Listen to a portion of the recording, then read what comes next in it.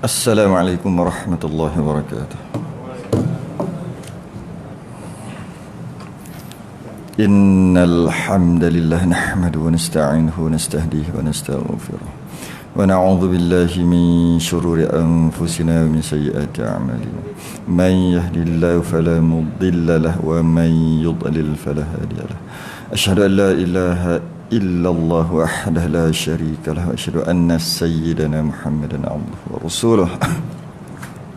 Allahumma salli wa sallim wa barik ala sayyidina Muhammadinil fatihi lima ughliq wal khatimi lima sabaq nasiril haqqi bil haqq wal hadi ila siratikal mustaqim sallallahu alaihi wa ala alihi wa ashabihi haqqa qadrihi wa miqdarihi al-azim. اللهم نور بالكتاب بصري وأطلق به لساني واشرح به صدري واستعمل به جسدي بحولك وقوتك فإنه لا حول ولا قوة إلا بك.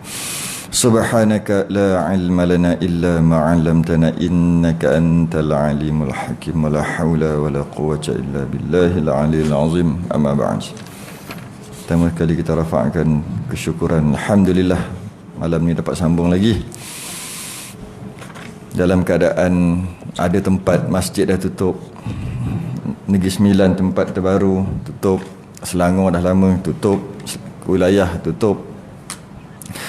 Tapi kita dapat ada tempat yang tak tutup, antaranya di Pahang. Allah berkatilah, sebab tempat lain bila jadinya peningkatan ni pun hari ni pun 1,700 lebih, masya-Allah.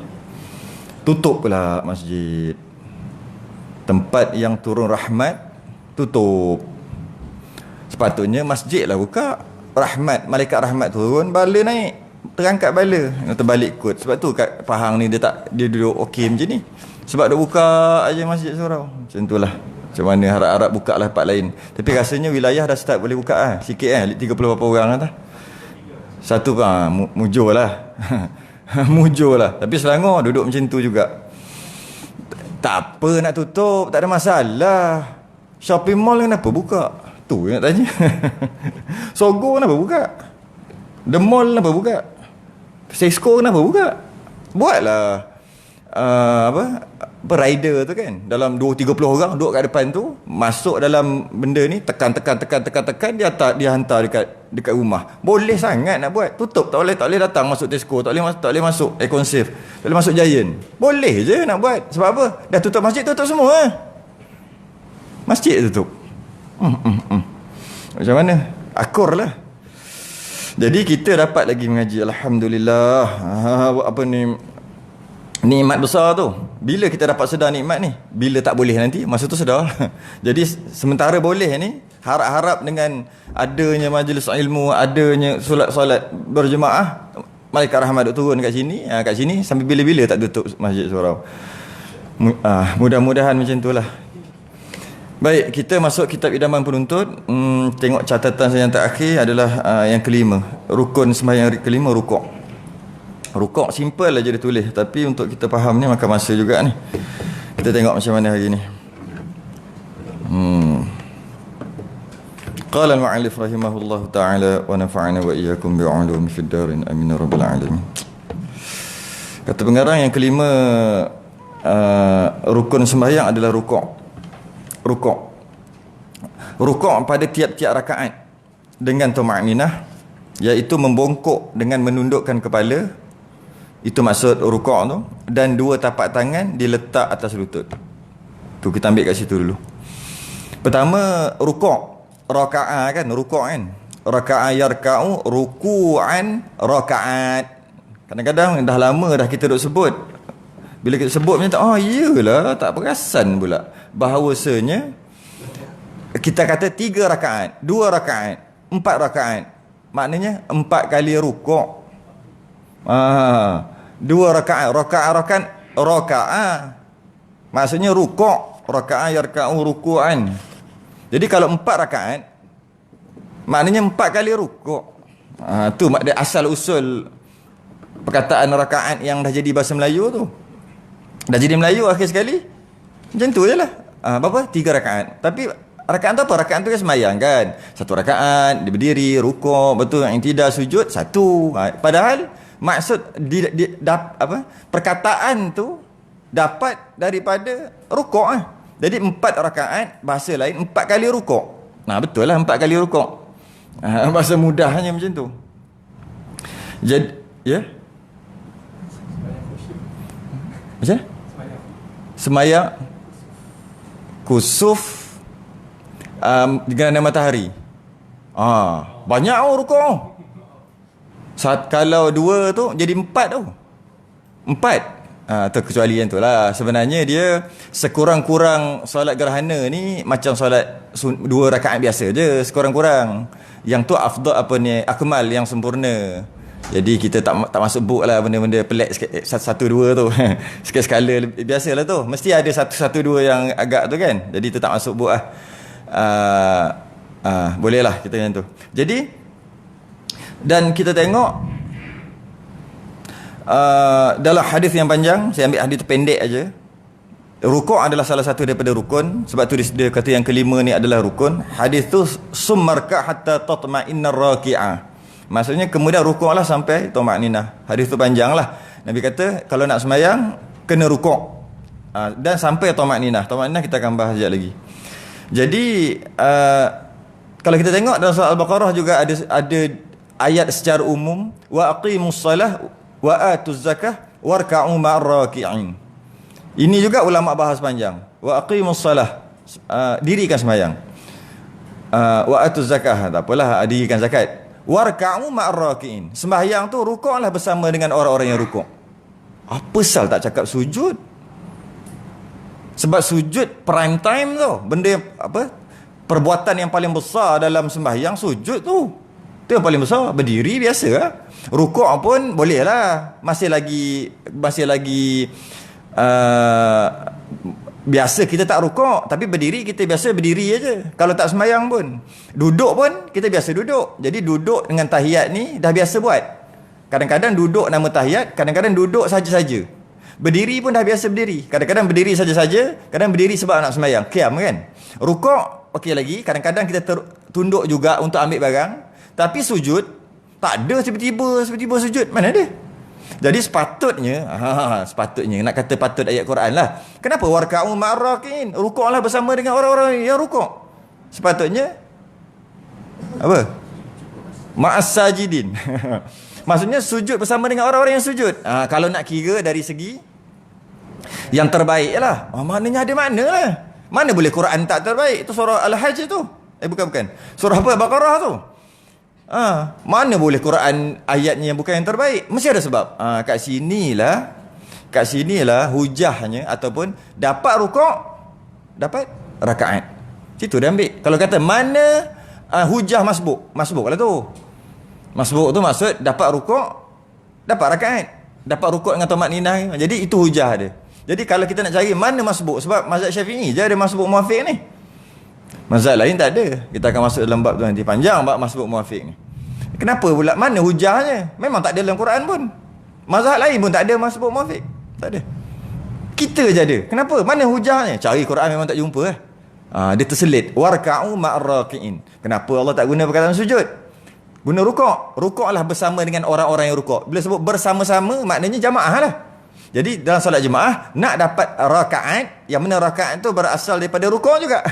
Rakaat. Jadi rukuklah bersama dengan orang-orang yang rukuk, dengan maksud dapat rukuk, dapat jemaah, ataupun dapat rakaat. Dapat rukuk, dapat rakaat. Dan firman Allah juga dalam surah Al-Hajj, ya ayyuhalladzina amanu rka'u wasjudu wa'budu rabbakum. Itu antara, hai orang beriman, rukuklah kamu dan sujudlah dalam sembahyang. Maka rukuk adalah salah satu daripada rukun. Dan rukuk ni juga dia adalah satu rukun solat, dan ia penghormatan yang tinggi juga. Penghormatan yang tinggi. Dia ada dua penghormatan yang tinggi kita beri kepada Allah, iaitu rukuk dan sujud. Sujud kita akan bahas bab sujud nanti. Cuma rukuk juga adalah penghormatan yang tertinggi yang kita bagi pada Allah, yang mana tak boleh kita rukuk selain daripada Allah. Tak boleh. Sujud juga sama. Tapi rukuk juga tak boleh rukuk orang. Rukuk tak boleh. Walaupun kita sayang ibu bapa, sayang suami, sayang pemimpin, ketua, tapi syarak tetap tak suruh kita rukuk pada mereka. Rukuk. Tak suruh. Sebab tu apa yang diamalkan oleh orang Jepun tu, cuma tak ada tamak ninah. Haid tu. Tapi tak ada tamak ninah, mujur lah. Kalau ada tamak ninah tu, boleh bahas lagi tu. Boleh jadi dosa tu. Sebab dia bila tak ada tamak ninah, dia bukannya merukuk. Tapi kalau ikut tu, jangan, kalau kita pergi Jepun ke ataupun kita memang orang Jepun ke apa, janganlah lebih-lebih sangat sampai ke tahap rukuk. Sampai ke tahap separuh tu dah lah, sikit-sikit rukuk. Haid tu kan. Orang kerana makruh kita rukuk. Macam ni. Sebenarnya tunduk sikit pada orang hukum makruh, rukuk boleh jadi haram dengan niat memuliakan. Tapi kalau rukuk nak ambil barang tu, jangan tanyalah soalan tu. Boleh lah. Rukuk untuk memuliakan. Haram. Tunduk sikit makruh. Tunduk dekat orang, dekat makhluk. Tunduk sikit dekat makhluk, macam ni tunduk sikit dia panggil, tak rukuk lagi ni. Tunduk sikit hukumnya makruh kerana nak memuliakan dia lah ni. Kalau tunduk sikit, kalau rukuk haram. Kalau sujud kafir, tu kita akan bahas nantilah. Sujud manusia dengan niat memuliakan lah ni. Jangan cerita benda lain pula dengan niat memuliakan. Kufur. Jadi macam mana jadi haram tu? Ya, haram rukuk. Jadi kadang-kadang perbuatan kita tu tak niat untuk rukuk. Kalau tak sampai tahap haram sebab tak berniat, kalau boleh elak lah. Paling-paling kurang pun makruh. Kadang-kadang kita tak niat. Macam mana saya sebut ni? Budak-budak. Kita orang dewasa tinggi, anak kita rendah. Bila dia nak sujud, nak cium tangan, dia buat macam ni. Dia terpaksa seolah-olah macam rukuk. Tapi bukan niat rukuk. Tak mungkin, insya-Allah tak sampai tahap haram. Tapi makruh ke, khilaful aula ke, tak elok ke, adalah kat situ. Jadi macam ni caranya. Kita yang duduk. Tadi kita duduk, kita berdiri. Nak salam, macam ni nak cium tangan? Kan dia jadi rukuk. Walaupun tak sampai tahap haram, tapi risaulah juga. Jadi caranya adalah kita duduk ke bawah, kita duduk bawah atas kursi ke, duduk kursi, dia taklah dia pula duduk ke bawah juga. Dia duduk bawah, kita juga duduk sikit. Jadi taklah macam rukuk. Ataupun kalau nak berdiri, kita angkat tangan kita. Macam ni, kita angkat tangan kita. Jadi dia tunduk separuh macam ni je lah.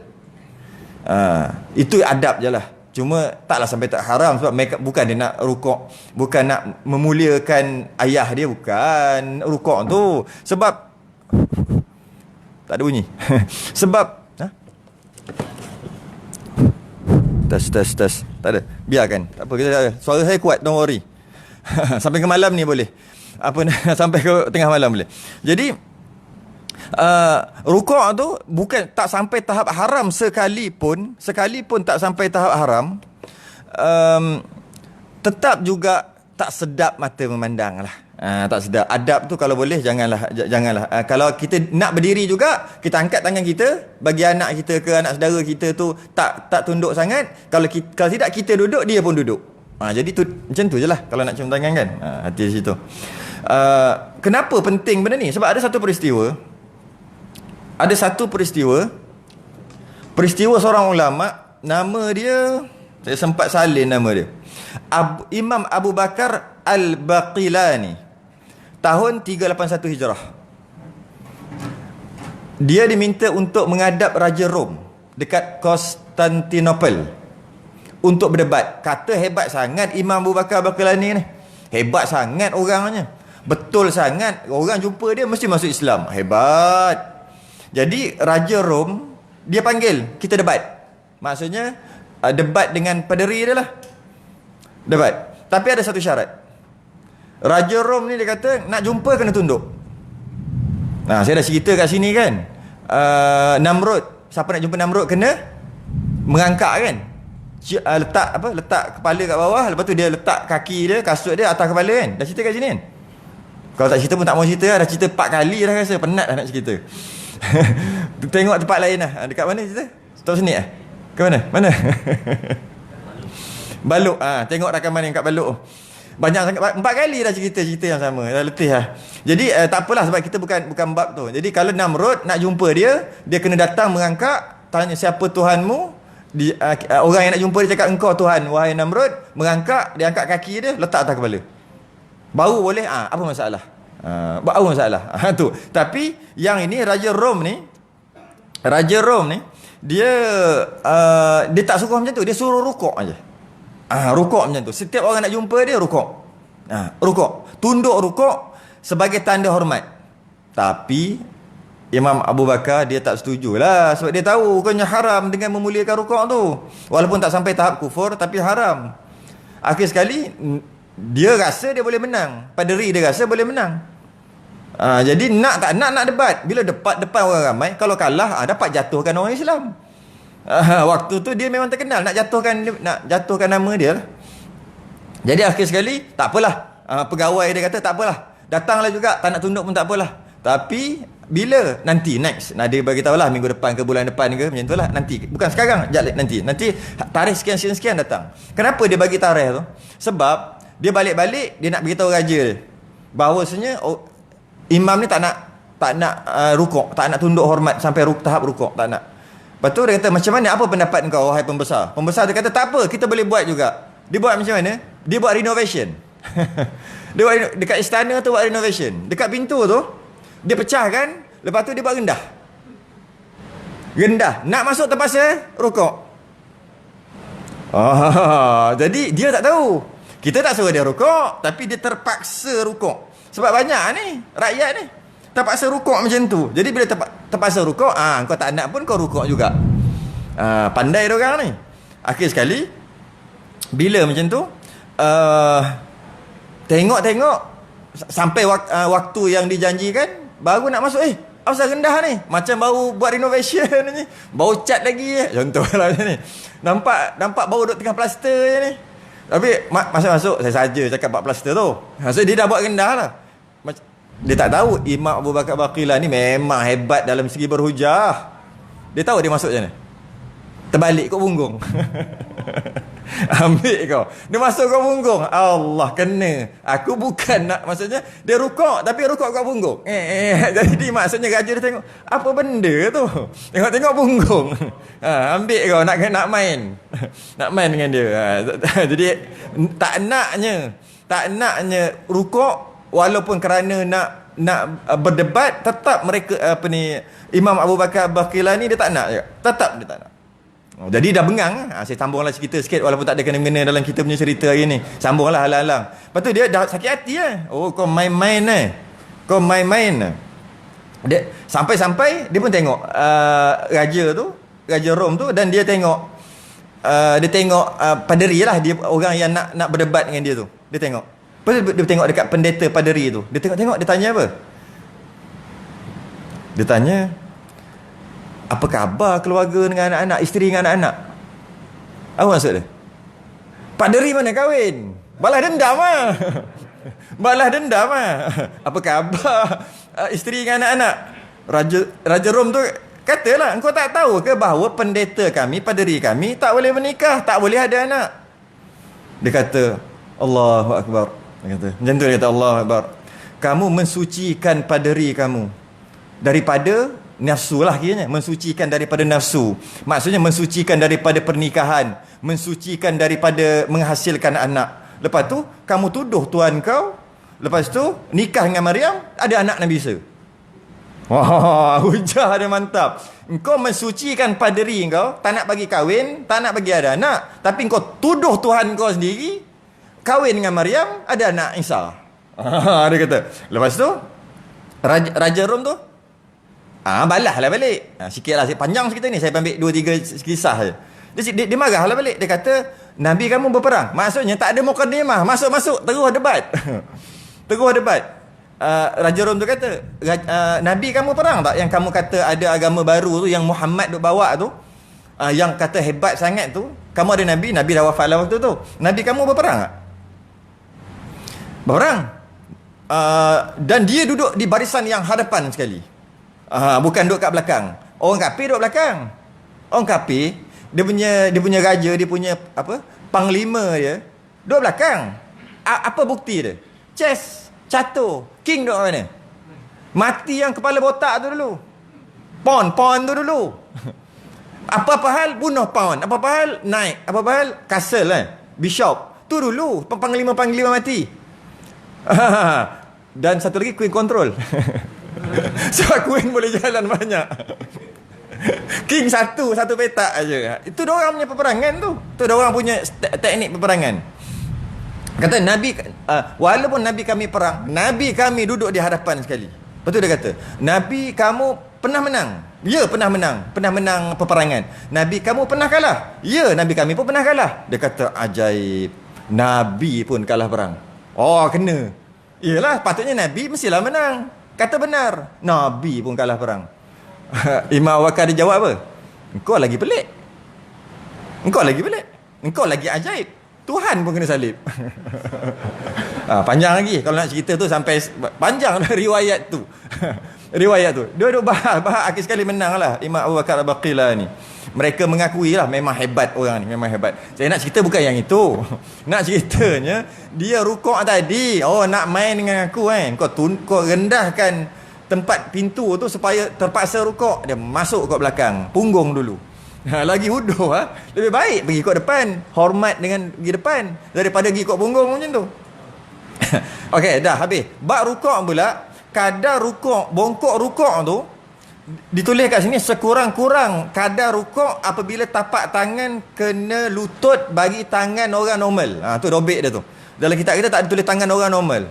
Sebab ada orang tangan panjang, bukan mencuri ni. Tangan panjang. Ada orang tangan pendek.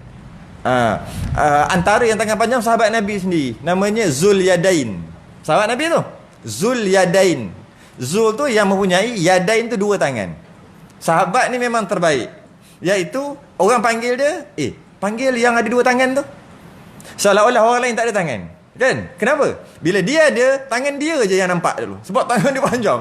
Mungkin sampai ke lutut kot. Tangan dia panjang. Jadi, oleh kerana tangan dia panjang, orang panggil dia yang ada dua tangan. Seolah-olah kalau orang duduk dekat dia, orang lain duduk dekat dia, seolah-olah orang lain tu tak ada tangan.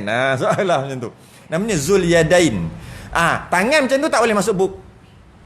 Yang kata sekurang-kurang rukuk, tunduk, tangan kena kepala lutut. Tangan normal. Ada orang tangan pendek pun tak masuk buk juga, tak sampai. Walaupun dia dah macam ni tak sampai. Tak kira. Ni tangan orang kebiasaan. Dengan dia tunduk, menundukkan, membongkokkan sehingga tangan orang normal kena ke kepala lutut.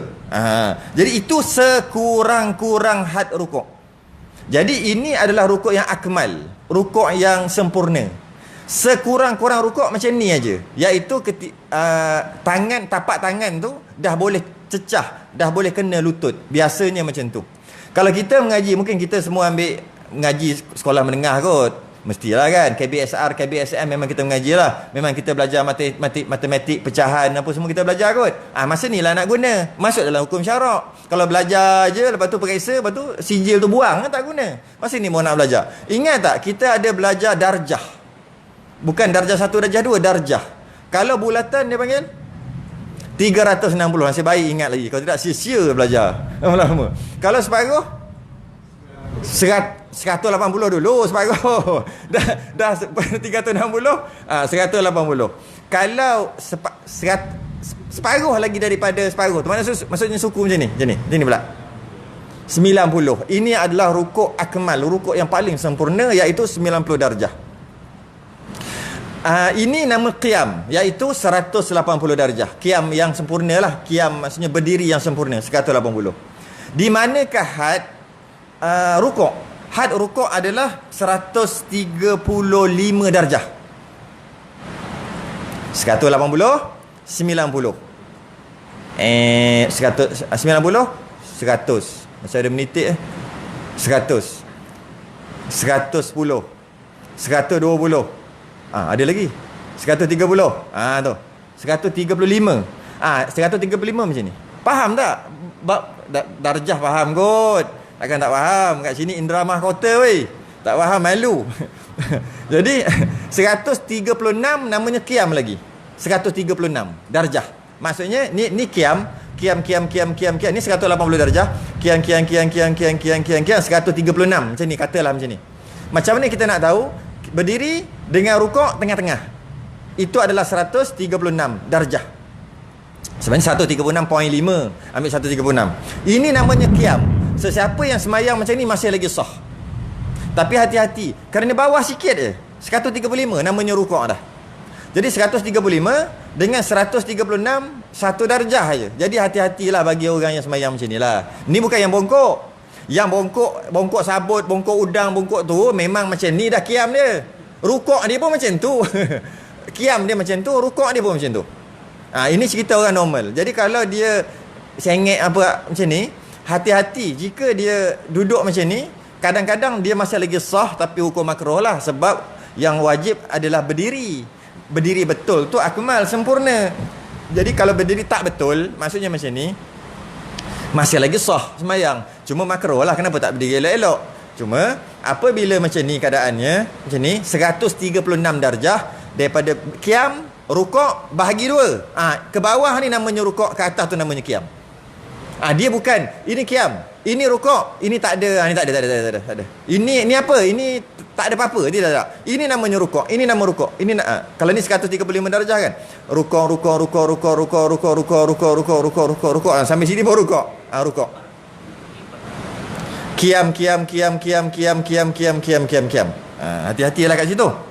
Jadi rukuk ialah kecondongan badan ke depan, condong badan ke depan, bukan condong badan ke kiri ke kanan ke belakang. Tu tak nama rukuk. Kalau di gimnastik dia boleh buat terbalik macam ni. Dia boleh buat terbalik macam ni, tak nama rukuk, walaupun nampak macam rukuk. Tidak, rukuk adalah condong ke depan. Kalau ikut darjah dia adalah 136. 136 sebenarnya 90 tu bahagi dua. Betul, tambah lah. Jadi siapa yang rukuk macam ni? Orang mengandung. Kena ajar isteri orang mengandung rukuk macam ni. Tak payah duk tekan sangat, tak beranak kan macam tu. Jadi maksudnya cukup orang mengandung rukuk macam ni. Maknanya 135. Suruhlah dia duduk macam tu, lepas tu ukur lah berapa darjah. Pandai-pandai lah macam tu. Sebab perut dia besar. Dan orang lelaki juga ada yang macam ni. Kalau yang mengandung jugalah, boroi. Yang macam ni terlebih boroi tu, dia punya rukuk pun agak-agak juga. Sebab kalau ditekan lagi, habis dia punya lemak-lemak tu terkepit. Jadi dia tak selesa, dia rukuk macam ni je. Memadai, maksudnya sah. Memadai. Apa lagi? Okey, Nabi SAW rukuk dalam keadaan kalau letak dekat belakangnya air tu tak jatuh. Tak atas ni, atas leher dia air tak jatuh. Rukuk tu, air tak jatuh. Kalau macam ni air jatuh, maknanya macam ni lah. Jadi dan bila Nabi rukuk, belakang dia tu straight macam sekeping papan. Jadi kalau kita nak semayang sungguh-sungguh, balik nanti cari plywood, minta anak ke isteri ke, letak papan tu, cuba kita rasa macam mana rukuk bagi straight yang sebenar. Kadang-kadang tanpa kita buat macam tu, kita ingat kita rukuk dah okey. Bila kita tengok CCTV ke, tengok ada orang tangkap gambar video ke, macam ni aku rukuk baru kita sedar setelah 40 tahun semayang. Sama juga dari segi aurat. Sama juga dari segi aurat. Pusat kita aurat, pusat aurat sampai ke lutut. Yang depan ada pusat tak apalah, yang belakang macam mana? Belakang. Maksudnya aurat kat belakang. Dia ada border dia. Yang budak-budak lah, biasa orang tua tak buat kerja macam ni. Pakai baju pendek tu lah. Masa nak sujud tak tarik dah. Nampak dah lurah dendam tu. Habis batal lah. Dah nampak tak tarik lah. Jadi kat belakang ni dia ada dia punya border. Jadi caranya macam mana? Ambil tali, ikat dekat pusat, tali rupiah ke apa ke, letak kat pusat tu, buat bulatan. Tarik kuat-kuat. Biar kita rasa pedih tu. Jadi kita tahu kat belakang tu tahap dia kat mana. Kalau kita tak buat macam tu, kita tak tahu belakang kita punya aurat belakang tu tahap mana. Jadi kalau kita tahu, mungkin kita ambil tu, buat biar bekas merah.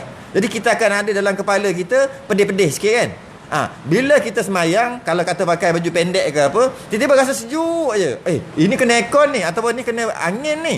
Aku dah terbuka aurat ke tak? Automatik yang kita ukur bila-bila itu ada dalam kepala kita. Ini dah lebih dah ni. Batas semayang aku. Kalau tidak, kita tak tahu mana kita punya border kat belakang. Penting tu, border tu. Okay.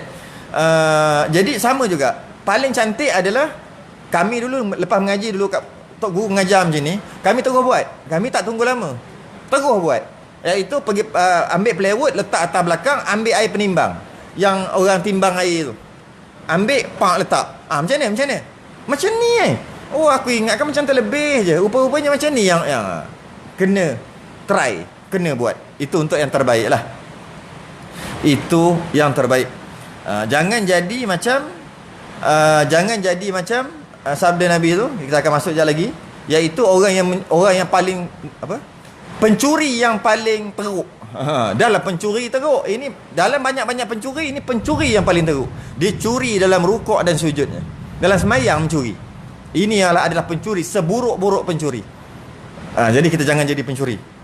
Dan sebelum kita masuk tumaninah ni, mata mandang ke mana, ini juga ada sedikit kesalahfahaman dalam mazhab Syafi'i.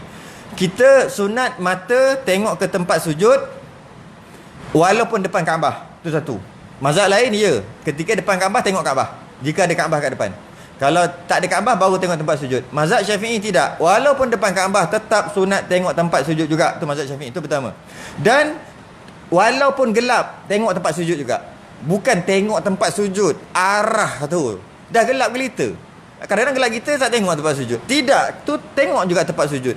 Nak tengok macam mana gelap, tengok juga. Bukan dia kata mesti tengok tempat sujud, bila nampak baru tengok. Tidak. Nampak ke tak nampak ke, tengok tempat sujud. Walaupun gelap, walaupun orang buta sekalipun. Orang buta pun suruh dia tengok tempat sujud. Dapat kita faham dekat sini, bukannya kita kena tengok tempat kita sujud. Arah tu, jihah tu, arah tu yang kita kena tengok. Sebab tu orang buta pun kena tengok tempat sujud juga. Dan itu secara umum. Cuma ada tempat yang dikecualikan tengok tempat sujud, iaitu ketika kunut. Ketika ucap kalimah syahadah, asyhadu an la ilaha illallah, mata syup tengok sini. Asyhadu an la ilaha illallah, itu banyak khilaf. Ada kata ash baru angkat, kita masuklah nanti. Kita ambil yang illallah tu. Illallah kita ambil yang tu. Kalau nak kira mana-mana pun boleh tu. Khilaf semua. Jadi asyhadu an la ilaha illallah, terus mata syup tengok situ.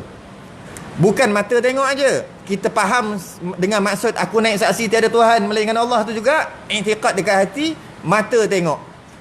I'tiqad dekat hati penting juga. Asyhadu an la ilaha illallah, tak melainkan Allah. Mata sup tengok. Sebab tu daripada ni lah illallah. Kan tu orang nak masuk Islam, sunat juga ni. Satu tu daripada sebenarnya tu lah, isyarat lah tu. Bukan tunjuk ke atas ke apa, bukan. Isyarat satu, illallah. Jadi sebenarnya ada 3 tempat yang dikecualikan daripada tengok tempat sujud. Yang pertama ketika kalimah syahadah tadi, tahiyat. Yang kedua ketika kunut. Ketika kunut, tangan kita dah ganggu tempat kita sujud, tempat arah tu. Jadi kita tengok tempat tangan.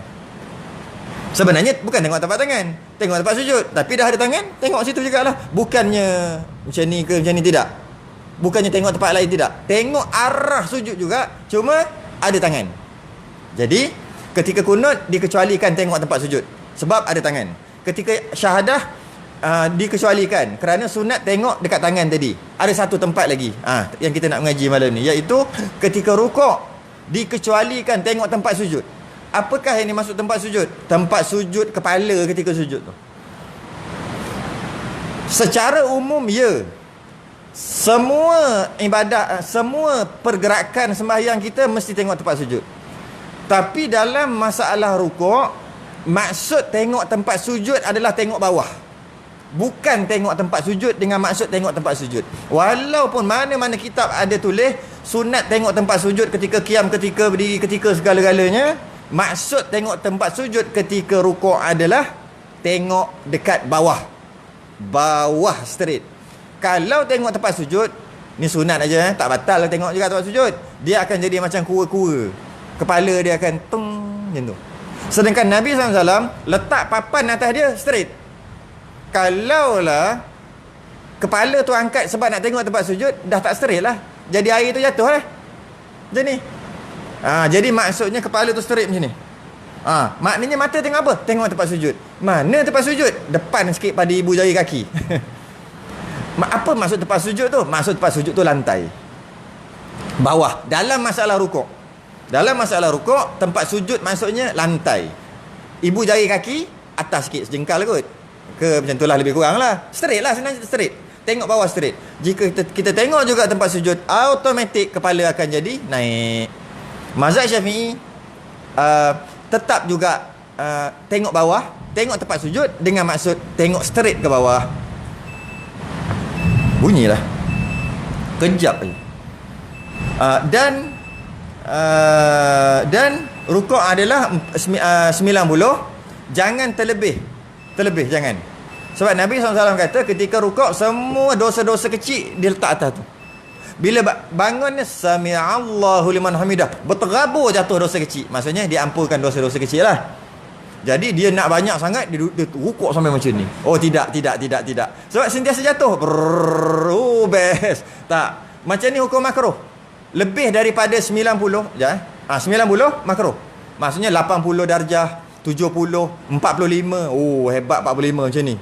Pegang tulang kering. Tulang kering kan dia panggil. Tulang kering pun ada. Sedangkan tangan kena kat lutut. Rukuknya makruh. Pegang apa ni? Terlebih. Dia panggil rukuk over. Rukuk over acting.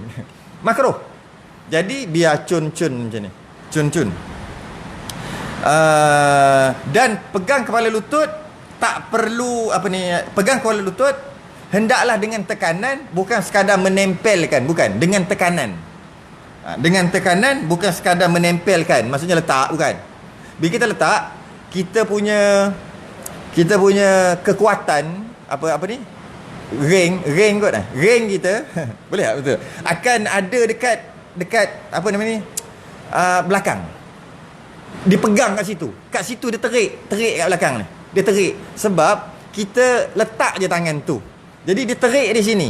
Sedangkan setiap perbuatan sembahyang dia ada hikmah. Kena hikmah ni sihat. Sembahyanglah kamu boleh jadi sihat macam senaman. Tapi kena ikut cara. Antaranya rukuk, antaranya sujud. Sujud kat mana dia punya fokus, tempat berat. Ni masuk sains juga ni. Tempat berat yang paling berat, kepala, bukan lutut. Tapi ramai orang dia akan beratkan di lutut. Sebab tangan dia tu tak berapa nak letak, kepala dia lebih kurang aja. Kalau semua berat badan dia semua tuju di kepala, dia akan rasa lain sikit. Sembahyang dia pun lain, maka otak dia akan lebih cergas. Sebab kajian lah ni, saya baca-baca kajian macam tu lah. Ada satu tempat dalam otak kita, darah tak naik kat situ, oksigen tak boleh lalu kat situ sebab dia jauh, nak pergi itu sempit. Bila kita sujud dalam saat yang tertentu dengan cara yang tertentu, semua fokus pergi dekat kepala, jadi berat kat kepala, maka dia akan masuk cup kat situ, jadi cerdik. Macam tu lah lebih kurang, bukan cerdik, cerdas. Tapi kalau lah kita letak berat kita kat lutut, dekat tangan sikit kat lutut, kepala lebih kurang sikit-sikit aja, tak dapatlah hikmah tu sah. Hikmah tu tak dapat. Sebab tu orang sembahyang banyak dahi hitam. Kadang-kadang dahi hitam sebab tak kena cara pun ada juga. Dia genyeh ada juga. Tapi dia tak genyeh pun, dia sembahyang elok je. Cuma dia beratkan semua berat badan dia di kepala. Itu yang sepatutnya. Bukan di lutut dan di tangan. Macam tu juga ketika rukuk, jangan bagi terik kat belakang ni, dengan maksud jangan belakang ni duk pegang. Belakang kita ni jangan duk pegang, jangan. Tapi macam mana? Tekan tangan dekat lutut. Bila tekan tangan dekat lutut, kat belakang ni legalah. Maka sampailah dia punya hikmah tu. Mungkin tak sakit lutut ke apa, saya tak tahulah. Tapi hikmah tu baru sampai. Sebab berat tu semua pergi dekat lutut, zup masuk ke kaki. Bukan duduk di sini. Kalaulah kita tak letak tangan, rukuk macam tu aja sah. Cuma semua bebanan tu semua ada kat belakang. Itu tak mau. Tapi sah. Walaupun tak letak tangan dekat lutut, sah. Tapi bebanan tu pergi ke belakang. Kita tak nak bebanan tu pergi di belakang. Kita nak bebanan tu pergi dekat lutut. Dengan cara menempelkan betul-betul lah. Dan tak sunat ni cengkam. Sunatnya jarak tapi macam ni. Dia bukan macam ni. Macam ni lah. Di kepala lutut.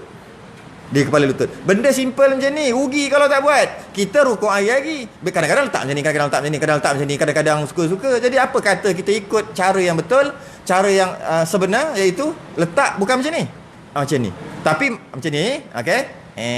Tu dengan maksud ini semua pergi menghadap kiblat. Ini semua menghadap kiblat ni. Jadi kalau macam ni, kesian yang ini tak menghadap kiblat.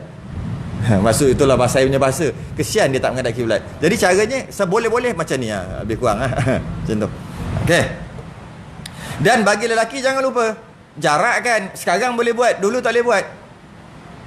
Jarakkan dari lengan dengan, ni dia panggil apa? Dada, bukan dada. Ni. Rusuk. Rusuk. Lengan dengan rusuk jarak. Dulu, bulan 3, bulan 2, bulan 1, tak boleh buat. Tahun lepas tak boleh buat. Sebab kita solat berjemaah, orang sebelah kalau kita buat macam ni, masuk dalam border dia. Dah lah tu, kalau ada bau lagi. Jadi kita terpaksa, kan? Sikit lah, kita pegang sikit. Nak macam mana? Dimaafkan. Dengan maksud, ni bukan cerita sah ya, ni cerita afdal. Dengan maksud, sebab kita berjemaah rapat-rapat. Okay.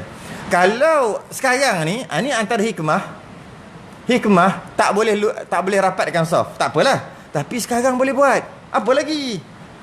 Kepak Sujud kepak Sebab itu yang sunatnya kepak. Lengan dengan rusuk jauh. Rukuk pun sejauh mungkin lah. Jangan nampak sangat. Nampak nebing. Jangan sampai nampak macam tu. Tapi jarak lah bukan. Tak. Perempuan semua kepit. Semua kepit. Kaki kepit. Tapi yang kepit sangat nanti tak boleh ni. Balance. Tapi kepit. Tahiyat kepit. Duduk kepit. Rukuk kepit. Sujud kepit. Semua kepit. Lelaki semua buka. Jadi kita yang ada sekarang ni, masa ni lah kita nak amal. Buka semampu mungkin lah.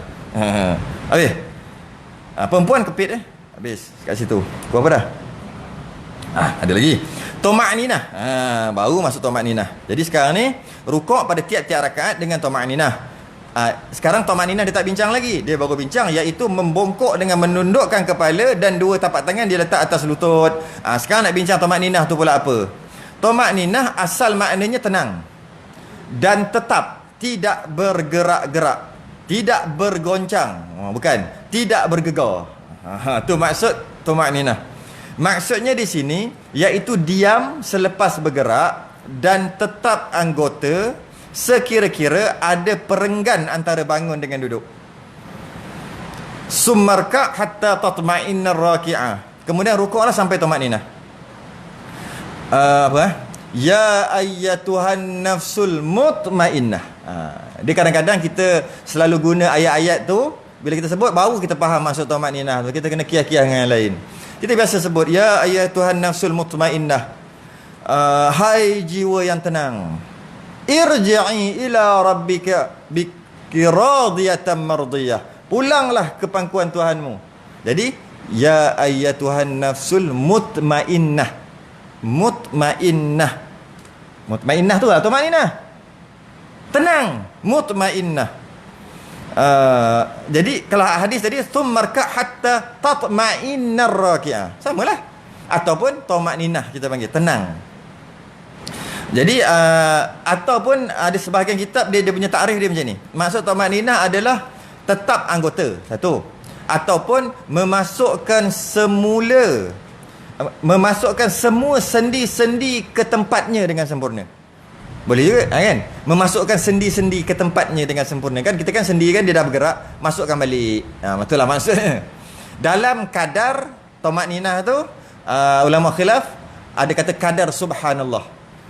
Subhanallah pula 1 saat lah, kita senang kata 1 saat.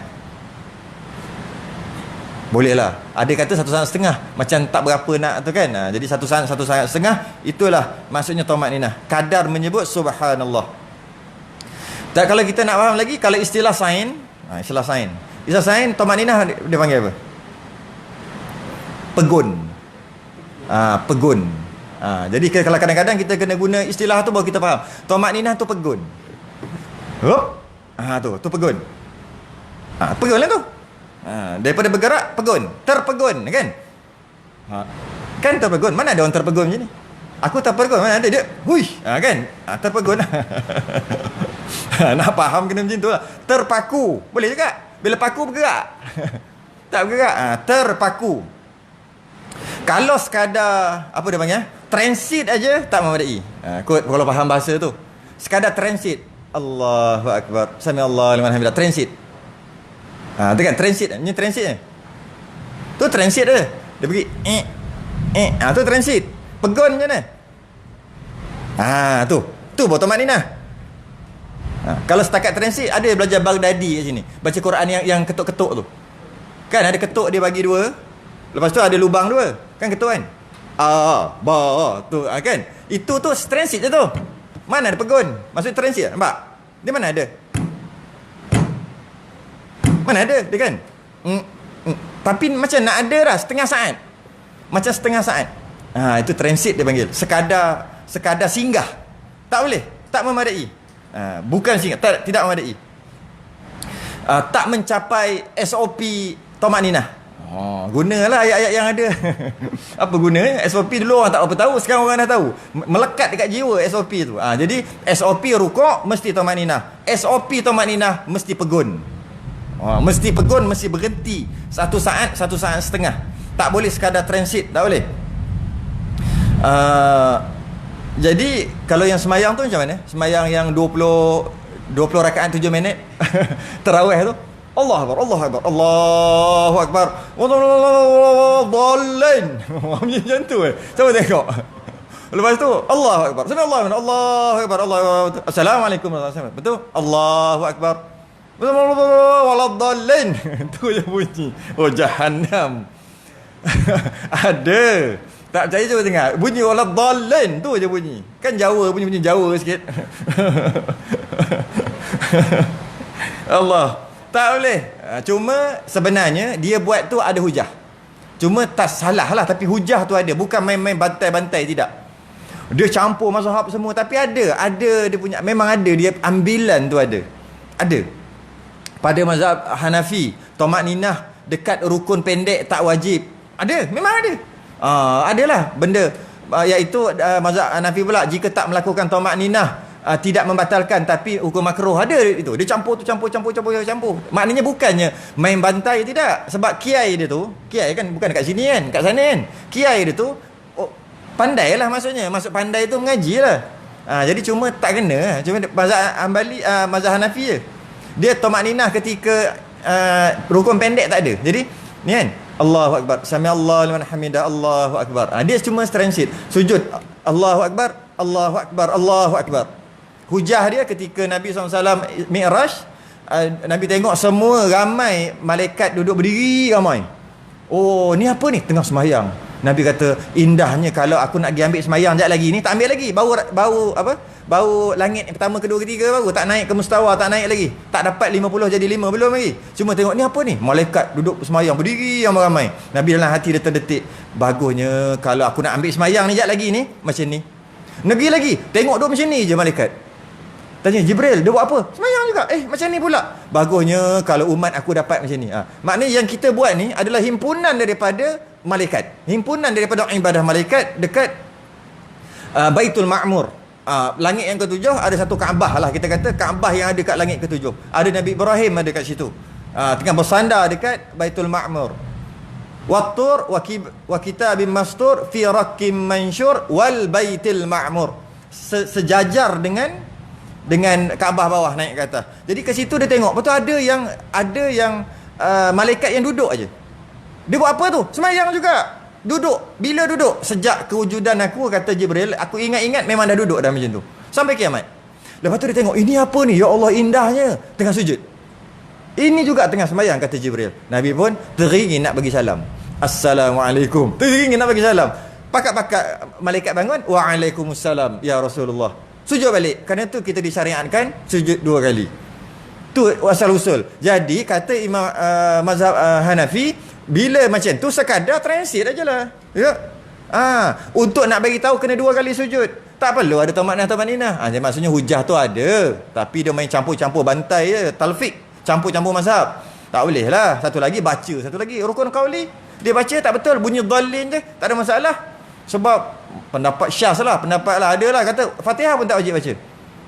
Dia campur tu, campur ni. Campur mazhab Zahiri yang dah pupus dah mazhab tu. Tak ada dah. Campur. Tu yang jadi macam tu. 7 minit 20 rakaat. Rasanya kalau ada kat Kuantan ni kosong sini, semua pakat pergi sana.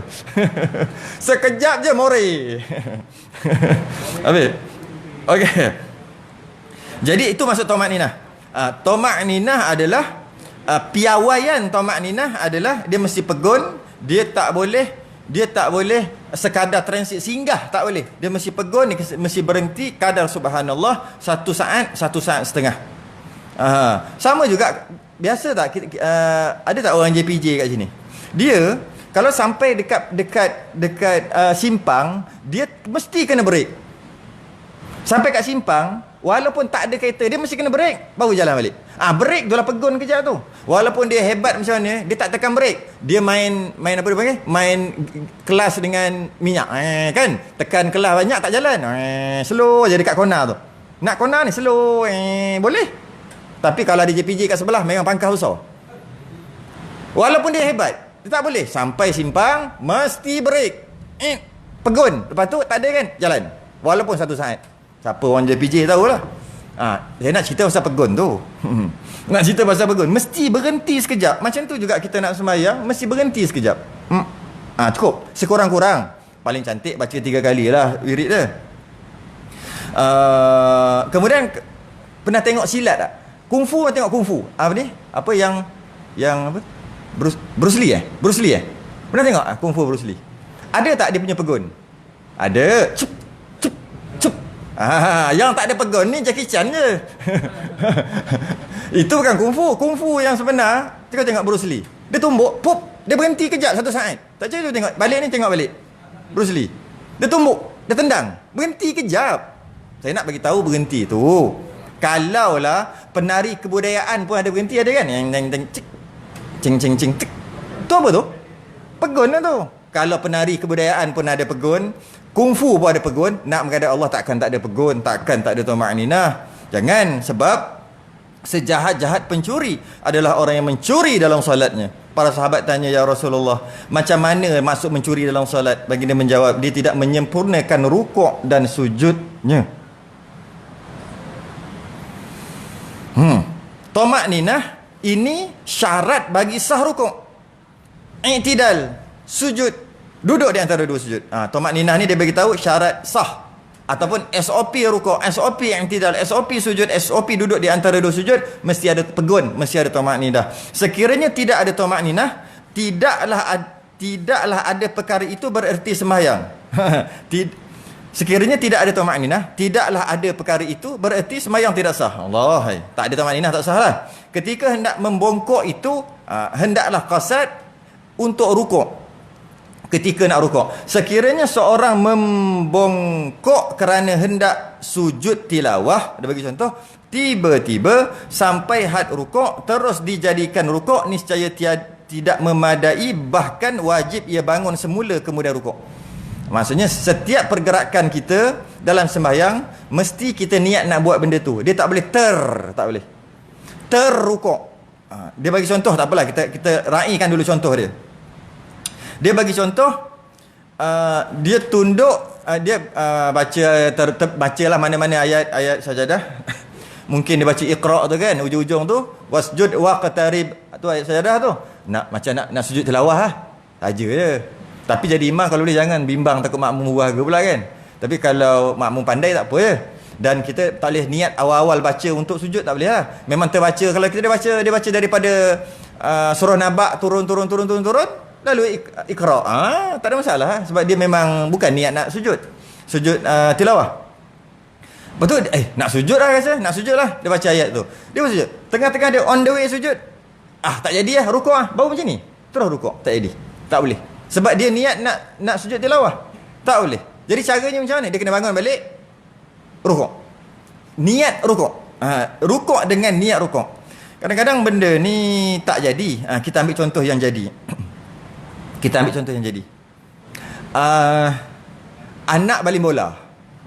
Itu biasa, anak baling bola, main bola tu lambung-lambung lah. Kalau baling macam ni laju, baling lambung kan, lambung. Bila lambung boleh lah nampak, adalah masa 2-3 saat nak kena kita tu kan, lambung. Tiba-tiba nampak macam dia lambung kot ni, nampak kot ni, macam nak kena ni. Kita alamak bola, tunduk sikit, alang-alang rukuk aje lah, lepas dah baca qul huwa habis lah. Allah, terus ditunduk kerana bola, alang-alang terus rukuk. Tak boleh dengan maksud rukuk dia tak sah. Macam mana nak buat? Batal sembahyang? Tak batal, berdiri balik, rukuk balik. Tak boleh alang-alang lah. Alang-alang tu tak boleh. Ataupun anak geletek ke apa ke, terkejut, ataupun anak naik atas belakang, lagi, naik atas belakang, ke depan dia. Alang-alang rukuk tak boleh. Dia kena bangun balik, rukuk dengan niat rukuk. Sebenarnya bukan rukuk semua, termasuk sujud semua.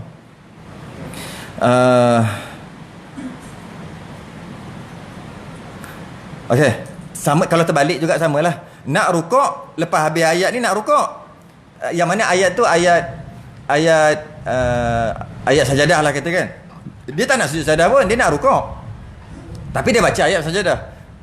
Betul dia nak rukuk, alang-alang sujud tilawah tak boleh jugalah. Samalah terbalik yang cerita tadi, tak boleh. Poin dia kat sini adalah setiap perbuatan dia kena niat nak buat. Setiap rukun fi'li tu dia kena niat nak buat benda tu. Nak sujud dia kena niat sujud, nak rukuk dia kena niat rukuk. Bukan terrukuk, tersujud, bukan. Habislah. I'tidal, cun-cun. Cukup lah. Satu sebulan satu. 2 tahun habis rukun. 2 tahun je pun. Allah, tengok. Cun-cun lah, boleh lah. Ada sikit, biasalah sebagai penutup dalam mungkin 10 minit lagi kot, ke 5 minit lagi. Iklan lah biasa. Saya punya kuliah iklan je lah. Kerjanya iklan je lah. Malam ni bukan malam ni, pagi esok hari Sabtu tak kerja pun. Jadi yang ada isteri tu, bersyukurlah ada isteri. Kau nak jauh sikit kali ni. Bersyukurlah ada isteri. Ada anak perempuan tu, bersyukurlah ada anak. Muja Allah. Allah bagi anak. Orang lain ramai Allah tak bagi anak perempuan. Nak anak perempuan, tak dapat anak perempuan. Orang lain ramai nak bini, tak dapat bini. Orang tak mau. Tapi ada isteri, ada anak perempuan. Tapi bukan seronok ada isteri ada anak je. Ada kewajipan, wajib bagi dia makan, nafkah. Soru jangan miss. PKP tak PKP, soru mesti cukup. Tempat duduk mesti cukup.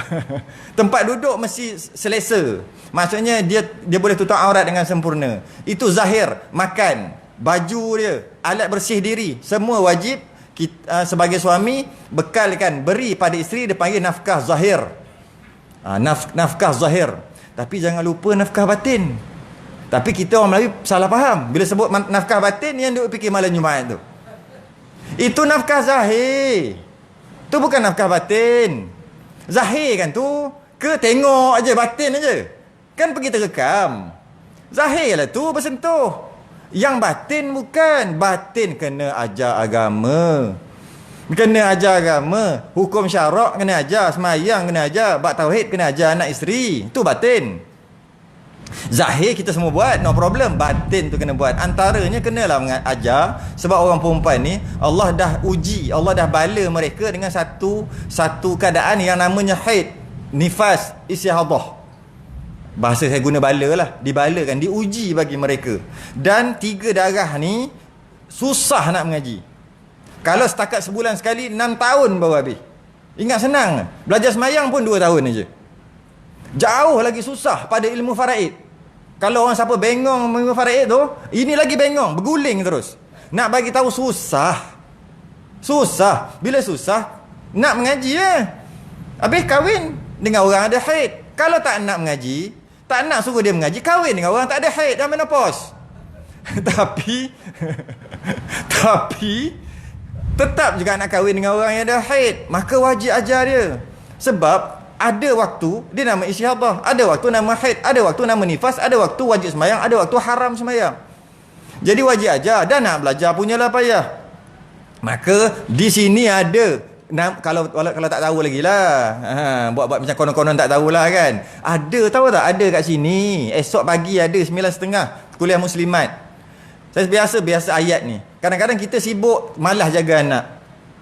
Jagalah nak sejam setengah aja pun. Bawa pergi roti canai sedap, apa nama kat situ tu. Kat situ kan nak tunggu lama roti canai dia tu. Yang sedap tu, saya tak tahu nama apa tu. Kan situ lama. Bawa anak makan roti canai tu, hantar isteri sini. Habis makan roti canai 3 keping, sedap kan? Baru datang ambil isteri.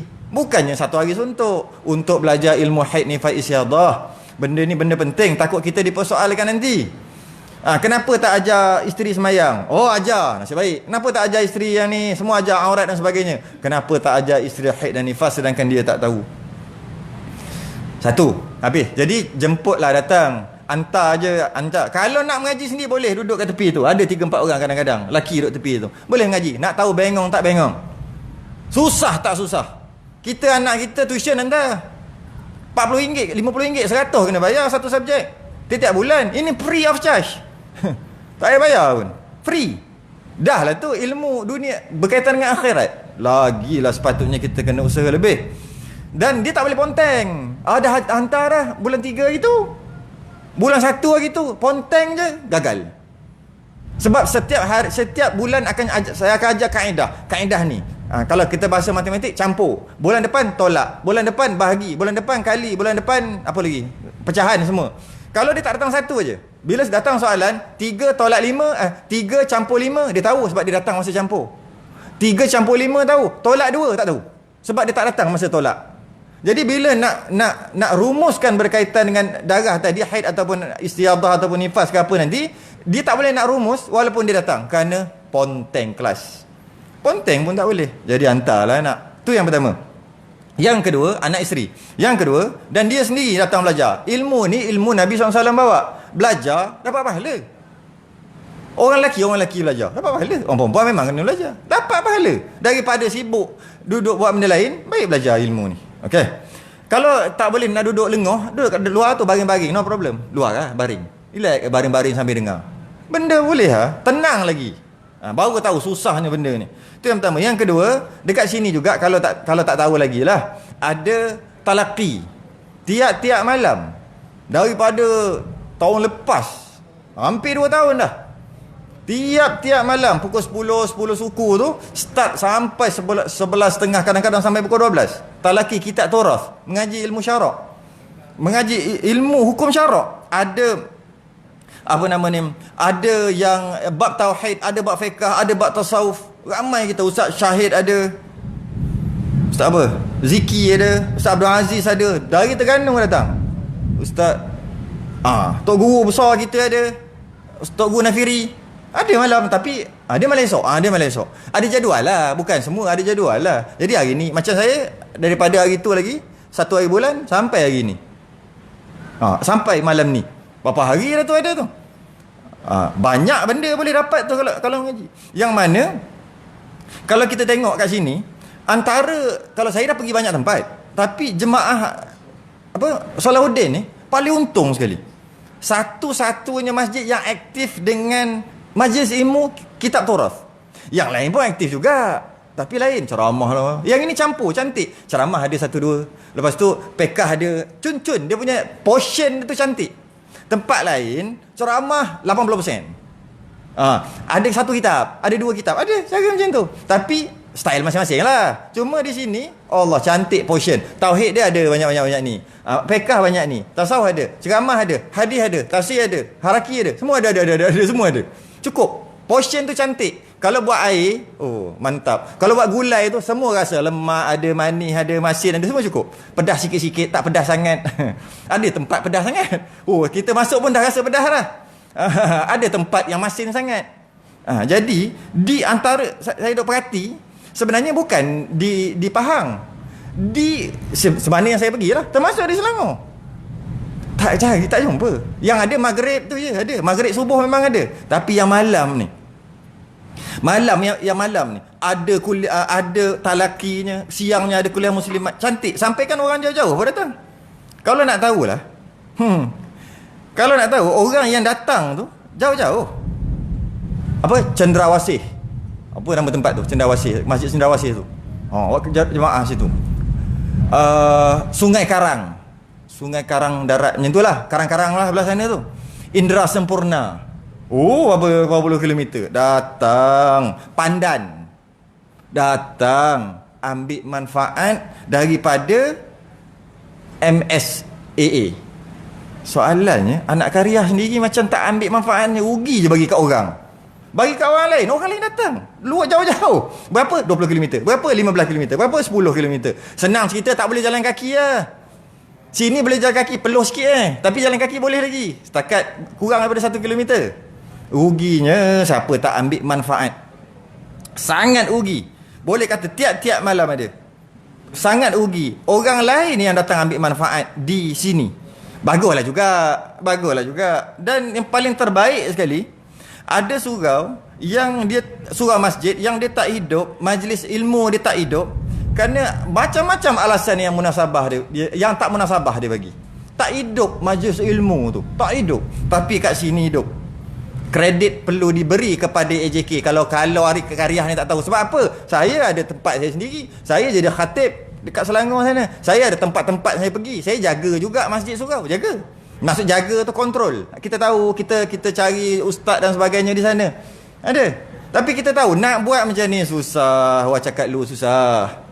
Betul. AJK macam-macam kepala. Pegawai macam-macam kepala ada. Tapi kat sini kan tak banyak songeh pun. Majlis ilmu jalan. Boleh malam pukul berapa? Pukul 10 jalan. Tempat lain siapa nak tok kipas, siapa nak tok aircon, itulah ini, bil api banyaklah. Semua dah dengar, benanah telinga dengar. Tak boleh buat malam sebab tak ada orang nak tok kipas. Macamlah kita ni tak boleh nak tolong tok kipas. Alasan je tu. Tak boleh, api mahal. Berapa sen sangat. Kalau tak nak bagi buka aircon, bukalah kipas. Biasa je. Orang dulu mengaji tak ada kipas pun. Cuma tak nak baginya. Buat banyak hal tempat lain. Mana-mana lah. Negara lain-lain lah. Amerika ke Afrika ke. Tak kisah lah. Tapi susah. Macam-macam. Kalau dua orang bagi, ada dua orang yang tak bagi. Alasan tu kadang-kadang tak masuk. Kalau nanti siapa nak kunci, nanti mak pet masuk, curi tabung. Ada je alasan tak nak bagi. Tapi kat sini kalau orang sini tak tahulah, kadang-kadang tok bomo luar kena datang untuk peringat, untuk berobat. Tok bomo kampung orang tak peduli. Aku tak peduli, hari-hari aku nampak dia minum teh tarik. Tapi tok bomo luar, orang luar datang, jumpa dia, urut patah tok bomo ni hebat. Kita tak peduli. Jadi saya tok bomo luar lagi ni. Datang nak bagi tahu, oi. Tak ada tempat lain. Yang ada siang Maghrib cantik portion dia. Maghrib tu portion dia cantik. Ada tauhid, ada fiqah tu cantik. Tak banyak sangat ceramah. Cuma cantik. Malam pula ada talaki. Siang pula ada kuliah muslimat. Cerita pula pasal haid nifas. Rugi siapa tak ambil peluang. Rugi besar. Jadi baru nak wallahu alam. Jadi masih pakat-pakat datang malam ni insya-Allah. Kita sudahi dengan tasbih kafarah dan suratul subhanakallahumma hamdik asyhadu an la ilaha illa anta astaghfiruka wa atubu. Assalamualaikum warahmatullahi wabarakatuh.